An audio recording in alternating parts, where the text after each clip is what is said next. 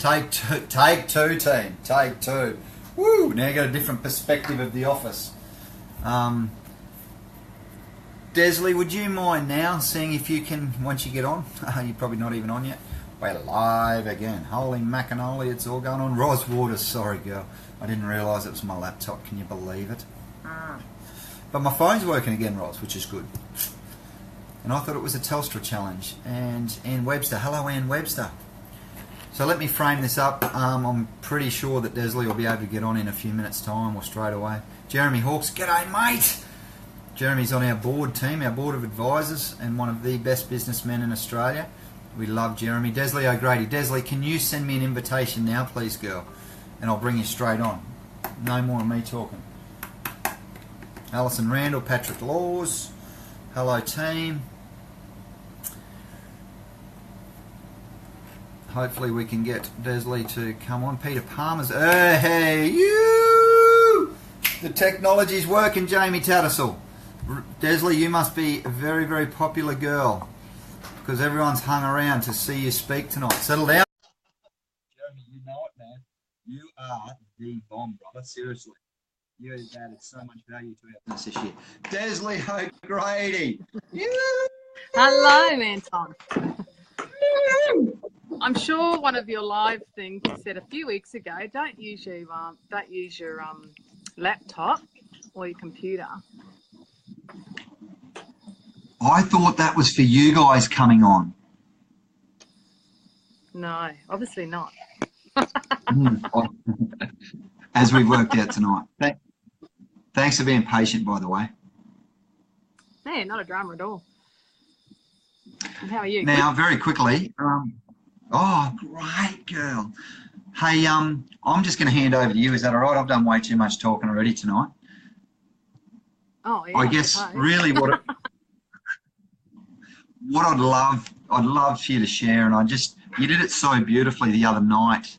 We were at the uni, just that about your life, I guess, how you've achieved what you've achieved, your story in business, through to counsellor, starting as a hairdresser. I don't want to tell you a story. I'd love you to tell it, just with a perspective on, I guess, success, resilience, inspiration of young women out there, and yeah, just some life tips. Oh, thank you, Anton. So I grew up in Mandurah, a little country town where the oranges grow out southwest of Gladstone. And we had a family of 5 children, and mum and dad had their own business and earth-moving business in Mandurah. So I was actually born in Mandurah. So we used to make our own fun out there. We, had no computers way back then. And anyway, we were talking the other night actually about being, was it kidpreneur, is it? What are the kids called, Anton? Earlypreneurs? Earlypreneurs, yeah. So we're talking about that. And when I was 6 or 7, my sister and I used to go down to, this little gully called Red Gully, and we used to cut the bulrushes out of the, gully, and then we used to go door knocking and selling these bulrushes for 5 cents each, my mum tells me. So, yeah, like I said the other night, it's just amazing, small country towns, we made our own fun, but, I could have had another opportunity too when we were selling the bulrushes when I was 6 or 7. We used to tell everybody to spray them with hairspray, not knowing I'd ever become a hairdresser. So, I could have upsold some hairspray with the bulrushes. Nice. Yeah, so... Yeah. So then, through the years, there used to be street stalls and stuff like that in the main street of Mandurah, and we used to do craft and things. So I used to make the pom-pom balls and put legs, make these octopuses. So I used to go down the street stall. I used to sell them on a Saturday morning, and I can't remember how much I sold them for, but I used every single colour. So, so way back then, can you believe that my phone's just gone on to 20%? Anyway, so way back then. Have you got a power? Have you got a power cord? Have you got a power cord? Find one. Oh, no, and, I'll find my husband to get me one, I think. Craig, good stuff. And Carol says hello there too, by the way. Oh, hello, Carol. Yeah, so then, you know, as I got a little bit older, you know, I started doing the macrame, which macrame is really big back in now. So macrame pot plants and hangers. So I used to sell them down at the street stall, but I'm sure I used to spend my money as quick as I actually earned it. I probably got mum and dad to buy all the materials. So Right. there's probably no As you outlays do. then. As you do. So, yeah. So, you know, back those, it was just amazing what you could do, and you know the thought process. And then when I was at school for work experience, I actually did work experience at the shoe shop. And you know, little country towns, I don't know how many pairs of shoes they used to sell a week, but at the end of the work experience, the lady at the shoe shop actually said to me, said to my mum, "Oh my gosh, we've never sold so many pairs of shoes in 1 week." And yeah, so you know, I think you're given that natural gift of selling. I don't know. I've always had it instilled in me, I suppose. But and that's just part of being, you know, resilient and whatever else. If I wanted something, I obviously went and made stuff to, you know, spend my money, whether it was on lollies or whatever else. But yeah.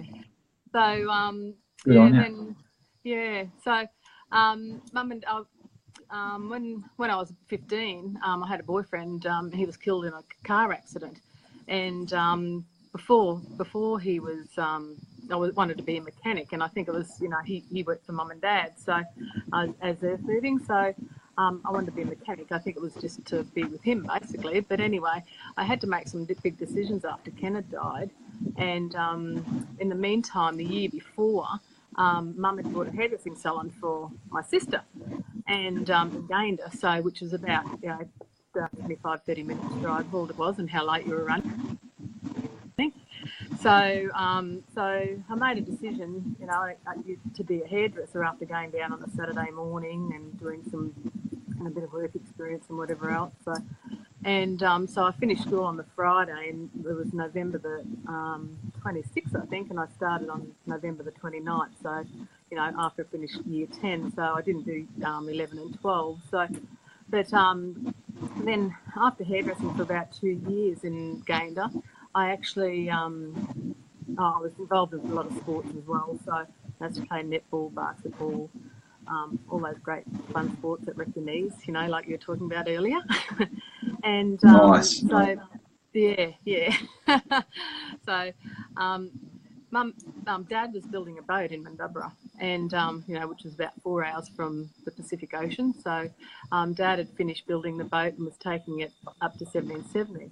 So, I made the decision to drop to work in Bundaberg, because at this stage I was only 17. So, because I started hairdressing so young, so I went to Bundaberg to live, and Dad finished the boat and put it in at Burnett Heads and steamed up to 1770. So Dad was the first tourism pioneer of 1770, and he had there's a population of 112 people when he moved there. So I don't know what he was thinking, trying to start a tourism business in a community 35 years ago with 112 people. So, but anyway, he had people coming from Walgett, you know, absolutely everywhere, you know, New South Wales, Emerald, for the fishing trips. So, yeah, so when I moved to Bundaberg, after, you know, hairdressing for 2 years, I worked there for a few years. Then I sort of moved around the place, and then I did a bit of part-time work actually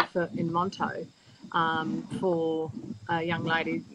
She had a brain tumour, so I went out and helped hairdress for a few days a week there, and I'd go back to Gayndah when I was still in Gayndah, and you know, I tried to help out where I could. So, but anyway, so I went from Bundaberg down to Mooloolaba. And I thought, oh, you know, the big wide world. You know, I'm ready now. I've had to step to Bundaberg, now it's to Mooloolaba. So, yeah. So, yeah, a lot happened in Mooloolaba. So, and it was just amazing. That's where I actually met my husband 28 years ago. It'll be 28 years next month. We've been married. So, yeah. So, yeah, he was a very lucky man. But I tell you what, He is a very lucky man. Nice work. Nice work. Nice work. Yeah. So, but you know, and when when Mum and Dad, then Craig and I actually moved back to Bundaberg so we could be closer to Mum and Dad, and then that was the late 80s, and then we got married in 1990, and we went up to 1770 and Agnes to help Mum and Dad build the marina. So you know, it was hard yakka then. There was dirt roads and whatever else. So you know. And we used to, it was, you know, was hard. And, you know, that's when I had my children when I was at 1770 at Agnes Water. So I actually, you know, used to go into Bundaberg. And I can remember one day coming home and, you know, used to do the grocery shopping for everybody in the community back then. So, you know, you'd get the meat for somebody and whatever else. And I was coming back home and Regan, my daughter, was six weeks old. She's now 27.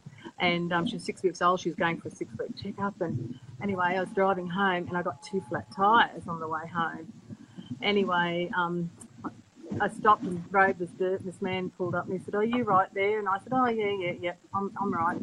I said, "I have got a tiny baby in the car." And he said, "Oh, okay, you look like you know what you're doing," and off he went. So here it was, a hot day, I had this tiny baby in the car. And, but, you know, that's the things, you know, there's people out there that, you know, if it was me, I'd hop out, well, those days, on a dirt road, and, you know, and, yeah, it was really, really tough, you know, living at 1770 at the time. So, but anyway, that's, my husband and I had the opportunity, once the building was built at the marina, to build a bait and tackle shop. So Craig and I had a bait and tackle shop there, and it was just amazing, actually, because we had, sorry, someone's sending me a message and I couldn't see anything. Yeah. Same thing. Yeah, so, you know, and you do become very resilient, you know. So being a mother in a place that you used to grocery shop probably every 6 weeks, we used to drive to Bundaberg, do our grocery shopping there. And like I said, you know, shop for everybody else. You get spare parts for boats, trailers and whatever else. And Craig, being a boilermaker, he used to do lots of trailer repairs because the road was so bad. So yeah, well, that's good. Keeping business. yeah. So you just take every opportunity. And, yeah, you had to become very resilient in a community like this, like Agnes 1770, because, you know, there was, you know, we're just starting to get phones, the road started to get bitumened, and, yeah, so, yeah, we made a decision when the kids were 5 and 7, there was sort of nothing down there at 1770 at the time for the children, so we made a decision to come to Calliope to give them better opportunity. Regan and I used to go, you know, with a horse float on the dirt road, sort of rattling with a horse behind us, go to Pony Club, and, you know, we'd come up to Calliope then, you know, which took, you know, an hour and 45 minutes way back then because the road was so bad. And think, you know, Craig was running the business, of course, you know, while I wasn't there. And, you know, some things happened, you know, you're driving along and I didn't lose control, but the horse float did a 360 and turned the car right around. And you think, oh my gosh, you know, it's just one of those things you think, oh yeah, righto, well, you know, I kept the road, you know, I was shaking, I was crying, and Regan was crying. It was, you know, just one of those things that you just have to do when you're, you know, just have to, I suppose, put up with us. But anyway, you just have to learn to drive the conditions, and, you know, and we did. But, yeah, it's just things that happen. But, so, yeah, we moved in 1999, January 1999, we moved to Calliope and worked at Scissors by Anne. And after about a year, Anne put the salon on the market, so I decided to buy the salon. That was back when there was a company doing a pipeline from Lake Awonga through to Callide Dam.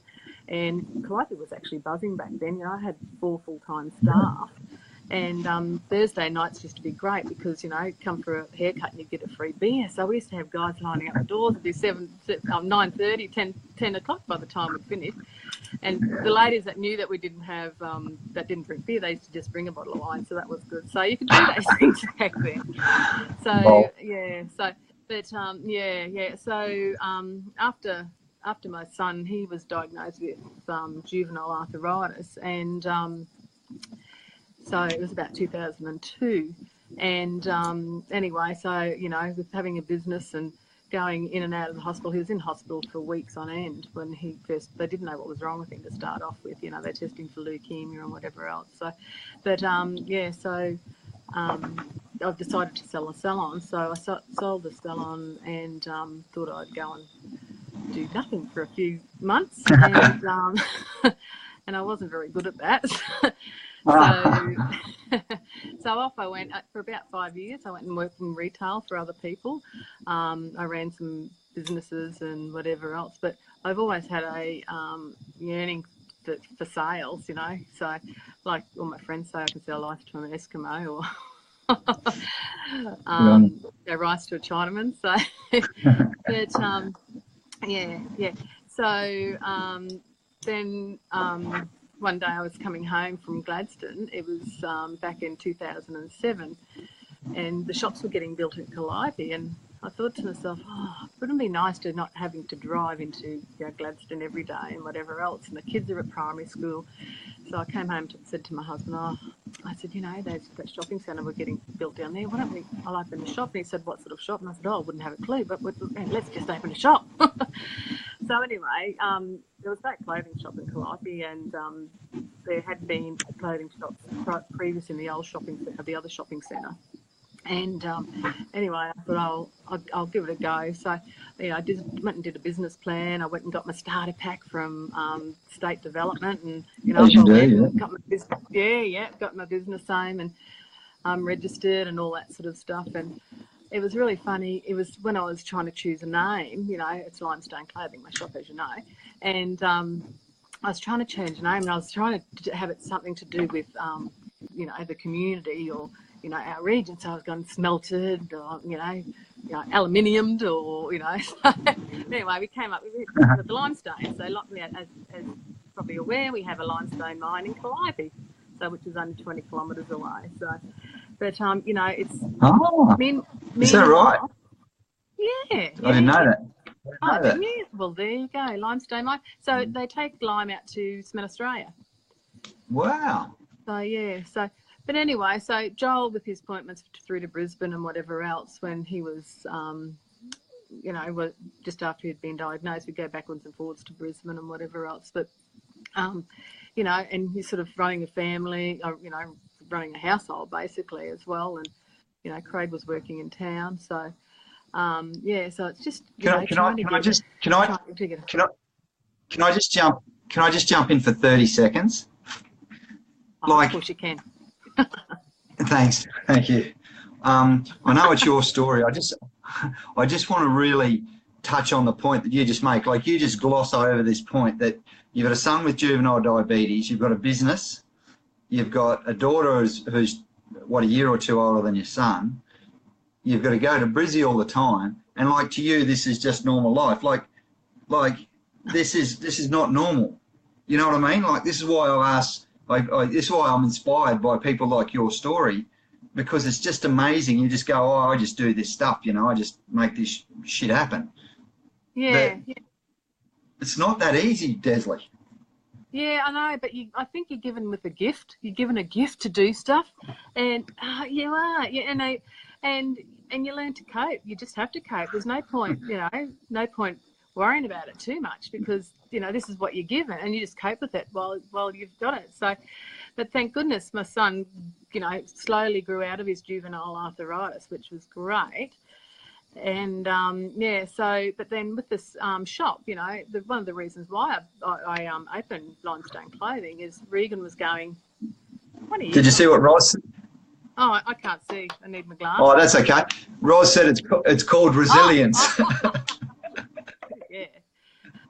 So then one of the reasons why I opened the shop up as well, you know, Regan was off to university in Gatton, so I thought, oh well, you know, it'll be great. I'll have something, and people just walk in the door, and I'll just sit here and have a great time. So anyway, so it really didn't happen like that. So after a year, we all do. Yeah.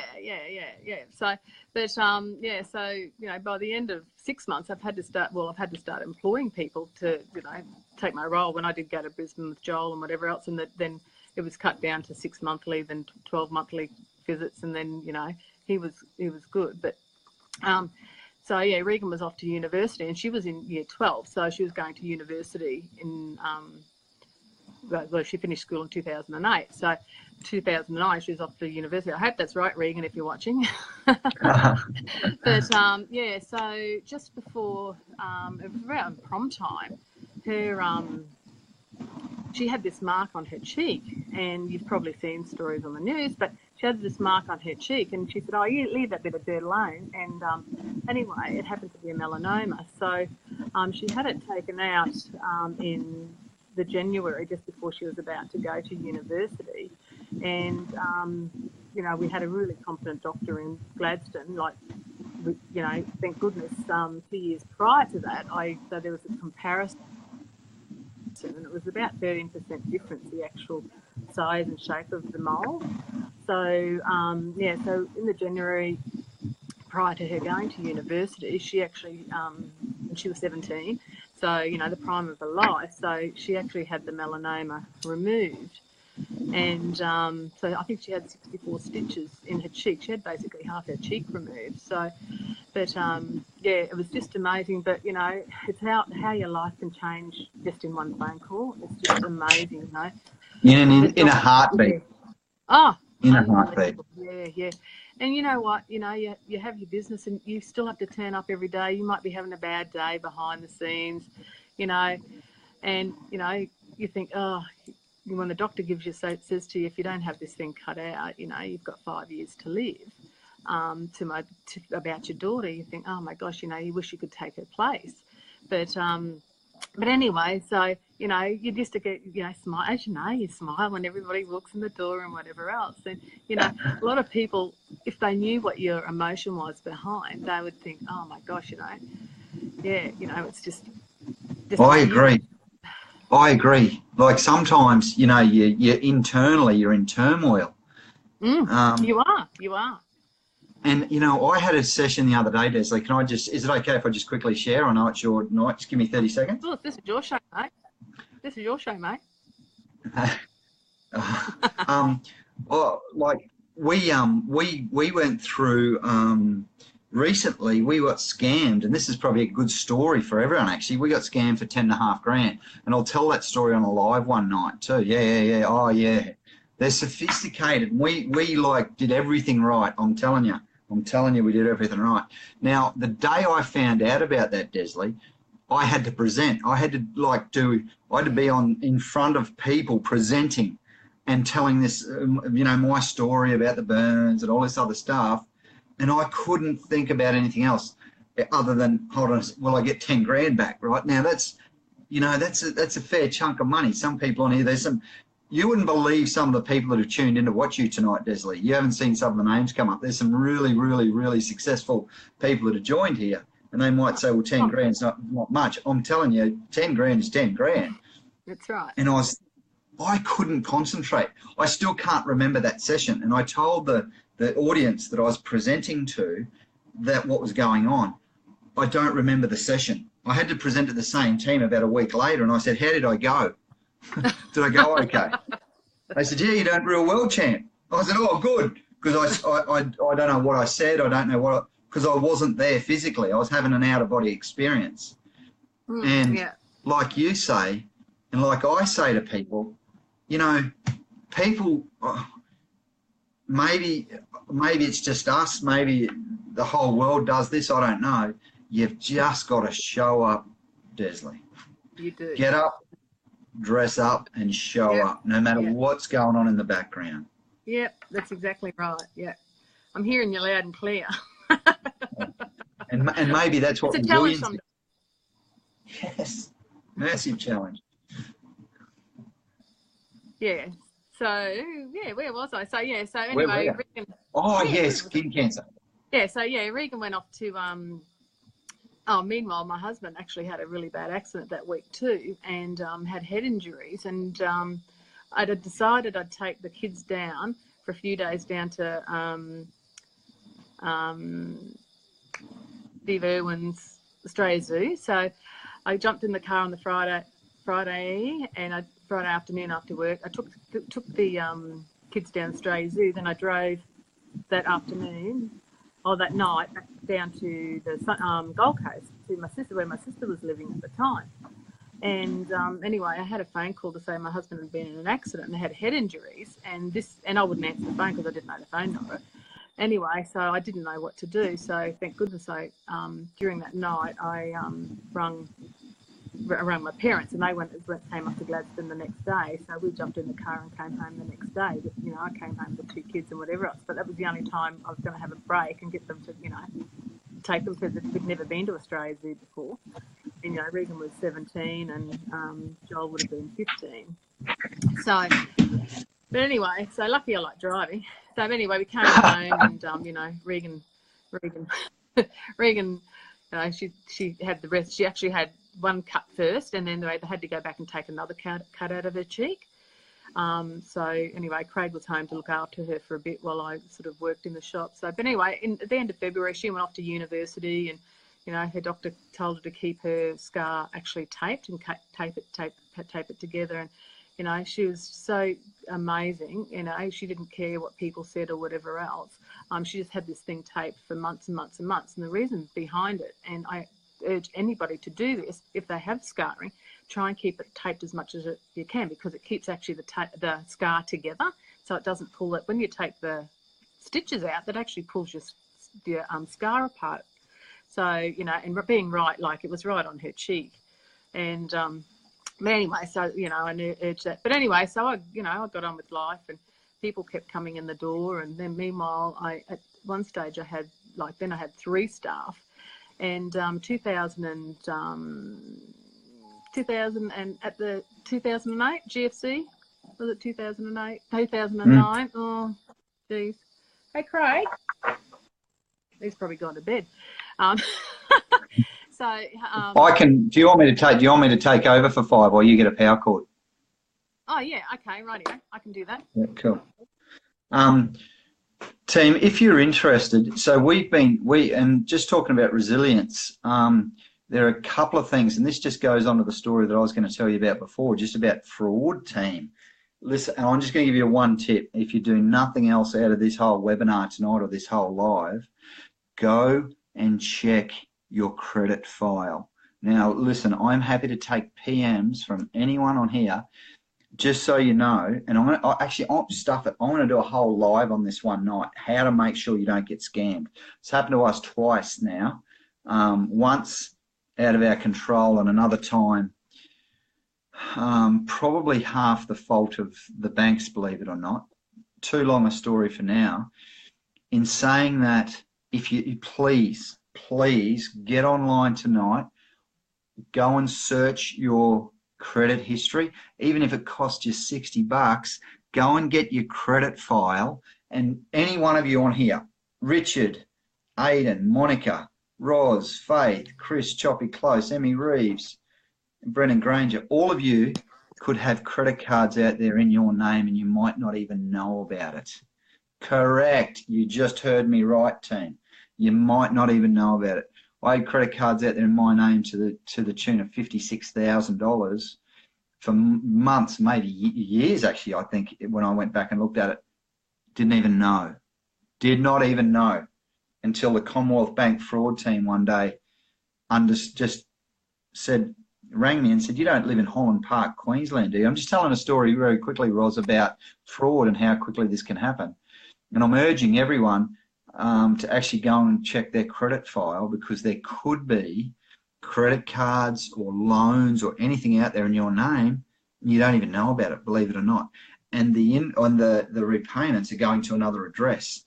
And over time, this is all showing up on your credit history. I shit you not, excuse the language. And because it's happened to us twice now, so I've just committed on it. Next Tuesday night, I might actually do a live on how to protect yourself, because this is important stuff. And this is part of resilience. And it's so fresh because we just had another episode. Go, girl. How's you going? Your phone's on charge again? Oh, yep.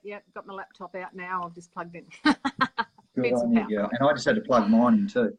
Desley, just as we start wrapping up, I guess, I try to keep these to about half an hour. I think we're probably just about there. Amazing story. Arthritis, melanoma, business. It is, Roz. I'm telling you, Roz. Sorry?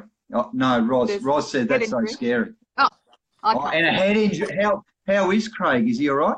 Yeah, no, he's going good. He was. It took about 5 years actually for him to sort of come right. Yeah, he carried a notebook around for a long time or whatever. But yeah, no, he's great. Bloody hell. Yeah. And, you know, this is why I wanted to get you on. Now you're a counsellor, so Limestone Clothing's still going gangbusters for you. You had some challenges. You had a really good time during the boom, and then you had to change your business model, I guess, after the boom in Yeah. Gladstone, which, if you don't live in Gladstone, this is probably gobbledygook, but we know what it means in business. Mm-hmm. Yeah. Where you go Exactly. from doing millions to back to, you know, hundreds of K sort of thing. That's the sort type of scale that you have in some businesses. Yeah. So, Ros, Desley, for everyone watching, what are your probably, like, you've come through this on the other side. You're a strong woman. You're now a counsellor, so people look to you. You're you're making some decisions that affect our town. You're still running this business. You're still running a family. In relation to resilience, what could you tell us about how the heck you've managed to cope through all of that over time? And, you know, what's a couple of lessons that you've learnt that have shaped you into the woman that you've become? Yeah. I think having a really supportive family. You know, I've got, you know, mum and dad were very supportive, you know, and like they had 5 children and we've all got our own businesses as well. So you might have seen that in the Gladstone News this week. Sorry, I missed you, mate. No, I haven't seen it. Oh, sorry. Yeah. Yeah. That's all right. But yeah, just having a really strong family and positive people around you, I think is really, really important. You know, you have your tough days. At the moment, we're probably having one of the toughest marches we've ever had in 10 years of business. But, you know, you have to work out, you know, what direction and what ahead and whatever. So we've actually, last week, we've launched our e-commerce website. So, hey. Yeah, so get on and have a look at our website. Yeah, well, So Regan, you know, Regan's come back now after university, and she actually runs my shop for me now. So I'd be lucky to get 4 hours a week into the shop. So, but she does a great job of running the shop, you know, and you know we do so much, and we have diversified, and that's part of, I think, being resilient too. You do have to diversify. For the reason being, if you expect those people to just keep walking in the door, that mightn't happen. You know, you still have to, you know, make those phone calls and just try and do something a little bit different if it's not working. So in the last 6 months, we've actually changed the structure of the business as well. So, you know, we don't sell dresses anymore. We used to sell dresses, but we don't sell dresses anymore. We've just gone to country clothing. So, so, you know, we do, and as well as country clothing, we do embroidery, we do thermal vinyls, we do all that sort of stuff now. So, and that's working for us. And we haven't advertised it very well because, you know, it has been busy-ish. So, well, here's your chance. What's the what website should everyone go to buy some beautiful country clothing? So yeah, www.limestoneclothing.com.au. Beautiful. Limestone clothing. So with our, like we only started Friday, so Regan's developed the website, so she's a very talented girl, that daughter of mine. And the apple doesn't fall too far from the tree, I believe. Yeah, good work. Nice. Yeah. So, but so you know, still with your embroidery or whatever you need to ring the store, but or go in and see Regan. But you know what? I think times are coming. You need to work and you know, being so tough too. You know, you need to see what's happening. You know, and what your competitors are doing and whatever else, and try and be a little bit smarter. You know, they say work harder, not smarter sometimes, but you know, it is hard work doing your own business. And so. You know, and like the GFC, that's when I decided to buy a one-head embroidery machine then. And because I thought, oh, you know, what do you do? So I raced out and bought a $30,000 embroidery machine. Anyway, you know, a year and a half later, I raced out and bought a 4-head embroidery machine. So, you know, so I've got 5 heads of embroidery. It's got, you know, 60 needles, you know, tapping along at some stages in the shop. So, so we just diversified at the time. So, and that's just what we do. So in business, it's about diversity? Yes, correct. Yeah. What about in life, girl? Yeah, in life, it is, especially in council, it is hard to get that balance. For the reason being, most weeks I'm probably out 3 or 4 nights a week. I still exercise. I make sure I go to the gym 4 times a week. You're talking about the gym earlier. I try and get to at least 4 times a week. I love mountain biking, so I've got a mountain bike and I jump on my bike and go for a ride when I can. So Go, Desley. yeah, and you just have to keep your brain active. So another thing too, mid last year, and I was talking to you about this earlier, and I don't know whether people want to hear about this, but this is not spoken about in the workplace. I want you to. Yeah. It's about menopause. So, if you've been working with, it's around my age, 45 to, I'm 51 now, but it's one of those things. I didn't realise it'd affect me myself so badly. And if someone you think their personality has changed or whatever else, or they're getting crankier, or, I thank goodness I didn't have much of a, I haven't been too cranky, but, there's a few days, you were talking about the out-of-body experience. That's actually happened to me. I went out for a photo shoot in June last year, and I had to get someone to show me how to use my phone. And I said, how do I upload on Facebook? Can you show me how to do this? And I thought, oh my gosh, I'm losing it.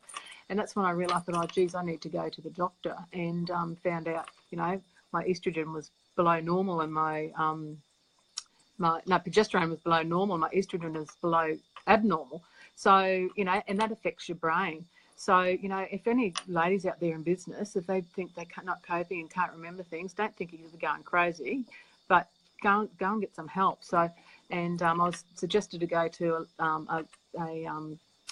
actually the Australian Menopause Association, and have a chat to them. And they ring. I've got on natural medication. Have morning and night, and I was waking up 12 to 15 times a night, which that affected my husband as well. He used to say, I'll throw in the washing. So, but, it's that sort of thing too. So I was really sleep deprived as well. And, you'd get up and go to the toilet 3 times a night, and it was just full on. But, it's not a thing that's not talked about. You don't hear about that very often. Like, we just keep on going on with the work. And, I'd been to things, and I'd been to meetings, and I came home and I thought, I can't remember. So I started taking notes at every meeting that I went to, because, I was just so foggy in the head. It was just amazing. So, but anyway, so, I'm on the straight and narrow. But then, probably 6 months down the track, it was about November, in the afternoons, I'd get home, I was so emotional.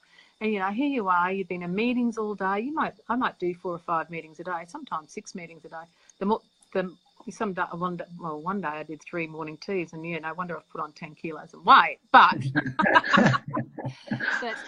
but like with the medication, I have put on weight. But I'd rather put on the 10 kilos of weight, which I'm trying to get off at the moment, than put up with sleep deprived and having these out of body experiences, which for a little, for a few weeks. So, but if you notice somebody, my age group, has changed a little bit, if you've been working for years and can't understand why. So those things with men that men can't cope with, like menopause and menstruation and all that sort of stuff. Isn't it funny? Because when you mentioned that the other night, I actually said to you that Jules is in your sort of age bracket. She's 47, 48, and she started to talk about all of that stuff as well. So just another little challenge for you girls that we don't have to go through. And people wonder why I want to talk to you amazing women, because you deal with all this shit that we don't have to deal with, and you do your thing. So I have a fan in my counsellor drawer, and I get out and I'd fan myself, and I'd take my suit coat off. So, but and it does affect you. And Roz just says you're an amazing, resilient, inspirational woman, Desley. Oh, thanks, Roz. You're wonderful yourself. My gosh, your story blew me away as well. Isn't she? So, diversification in business. Look after yourself personally. If you think it's menopause, but it might not be menopause. There's so much stuff like, depression and anxiety, and, there's other stuff. And if you've got a challenge, just go and get some help, get looked after. Yeah. Whether you're male or female, it doesn't really matter. See, us blokes, at least you'll go. You get menopause, so you go to the doctor. Us blokes, we get menopause or we get something, and we don't worry about it because, you know, we're too big and tough. We're too hardcore for all that sort of jazz. Oh yeah, but So, I'm pretty hardcore, and I don't like going to the doctor either. But I knew I had to identify myself that, oh my gosh, I can't cope with this, and and I just like even my password for my phone, which your four-digit password, I couldn't even remember my password. It was blowing me away. So, but anyway, I'm on the road to recovery now, and hopefully I'll be all over that soon. Good on you. Good on you. And one more big tip in life for how you've become so resilient, how you've dealt with all of the challenges that you've been dealt. I really don't think they're challenges. I think you're given these things for a reason, and you just have to deal with them. It's like if you have a bad day at work, you're given a bad day at work for a reason. You come home and you have to work on why the day was like that, or I don't think probably it was a challenge. It just came natural to me, I suppose. I don't know. Right. But like I said, and trying to have that work-life balance too, I think is really important. Like the kids aren't home anymore. It's Craig and I even like I came home last Wednesday. I was so excited. I wanted to tell Craig something. I thought, I got home at about 5:15. I was so excited. And I'm thinking, I wonder where he is. Anyway, I get a message in camp. Oh, so every now and then he goes to Mara, and I said, I didn't realise you're going to going to Mara today. Yeah, all right. So I think communication is really important too. We've had the same thing. Occasionally, I'll be somewhere and I'll be doing a live, and then Julie, my wife, will put on there, "Oh, that's good. At least I know where you are tonight." So, I know the feeling. Yeah. Girl, thank you so much for coming on tonight, eh? Yeah, not a drama at all. Yeah. It's been really amazing.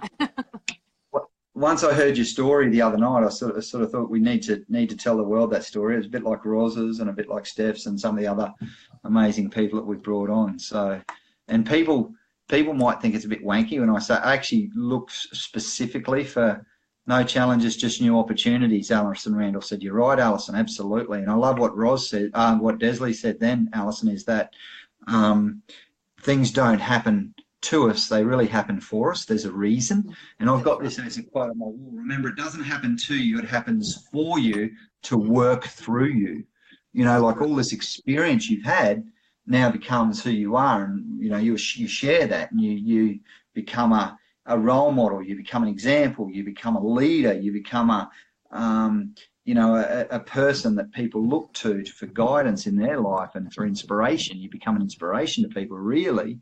And I think that's quite amazing. And, I'm deliberate. People might think it's wanky, but I get females like you because I just find it amazing. And I just know from the story that I shared with you with Jules, blokes don't actually know until they actually have to carry all the heavy lifting at home.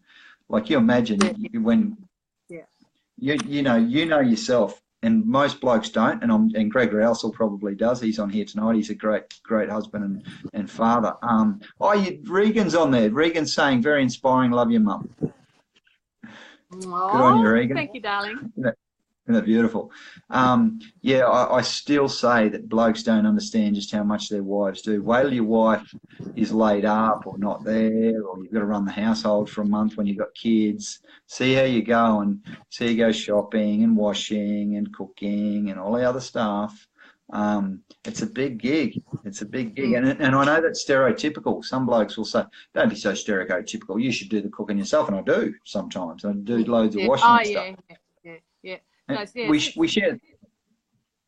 Yeah, I was going to say, we actually share now much more than we did when we were kids, because I mightn't be home, so I might do a salad and Craig will cook the steak. So it's all being it's just so we can have time together, basically, because you have to value every minute of the day when you can get time together. Absolutely. Oh, look, my mum's on. I can see my mum. Oh, is that mum? Is it? Keep on keeping on. Share your love.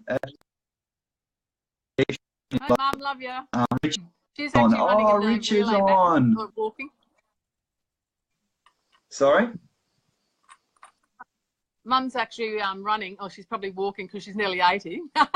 Sorry, Mum. In the relay baton down at Agnes Water on the weekend. So yeah, my mother's a very resilient person too. Yeah. Wow. Like you say, the apple doesn't fall far from the tree. Good on you, girl. Thank you so much for being on tonight. Yeah, we've really enjoyed having you, and your story will make a difference to the people on here. Need to have a look. I think. You can probably scroll down.